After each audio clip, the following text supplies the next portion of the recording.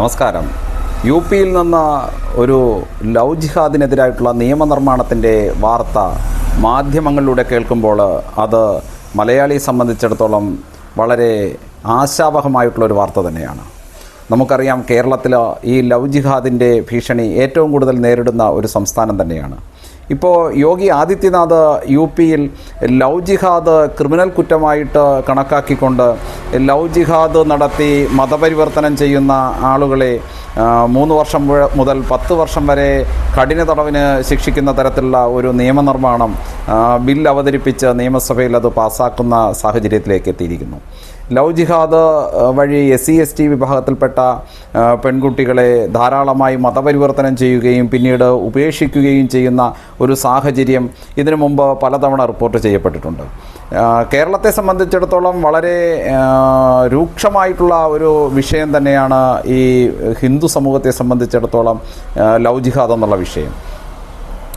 2021 മതപരിവർത്തന നിരോധന bill UP government പാസ്സാക്കിയിട്ടുണ്ട്. മതപരിവർത്തന നിരോധന നിയമം പാസ്സായെങ്കിലും അതിൻ്റെ പരിധിയിൽ ലവ് ജിഹാദ് വരുന്നില്ല എന്നുള്ളതാണ് പുതിയ നിയമം കൊണ്ടുവരുവാൻ വേണ്ടിയിട്ട് യു.പി സർക്കാരിനെ പ്രേരിപ്പിച്ച ഘടകമെന്ന് പറയുന്നത്.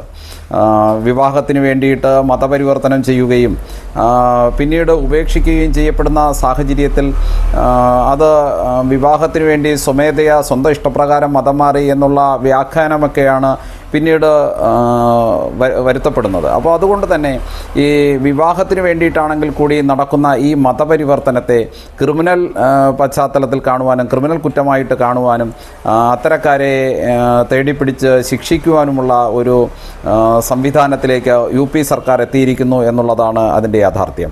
കേരളത്തെ സംബന്ധിച്ചിടത്തോളം നാം നിരവധി തവണ മതപരിവർത്തന നിരോധന ബില്ലിന് വേണ്ടിയിട്ടും ലവ് ജിഹാദിനെതിരായിട്ടുള്ള നിയമനിർമ്മാണത്തിന് വേണ്ടിയിട്ടും ഒക്കെ കേന്ദ്ര സർക്കാരിൽ സമ്മർദ്ദം ചെലുത്തിയിട്ടുണ്ട്. എങ്കിലും നാളിതുവരെ അത്തരത്തിലൊരു നിയമം രാജ്യത്ത് പ്രാബല്യത്തിൽ വന്നിട്ടില്ല.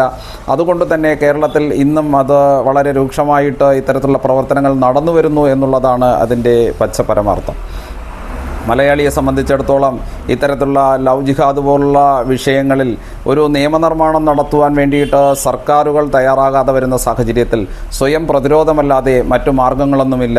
വളരെ ജാഗ്രതയോട് കൂടിയിട്ട് നാം ഈ വിഷയത്തെ നിരീക്ഷിക്കുകയും നമ്മുടെ കുടുംബത്തിലെയും അതുപോലെ തന്നെ നമ്മുടെ ബന്ധുക്കളായിട്ടുള്ള കുട്ടികളെയുമൊക്കെ നാം ഇത്തരത്തിലുള്ള കെണിയിലകപ്പെടാതെ സംരക്ഷിക്കുകയും വേണം. നന്ദി, നമസ്തേ.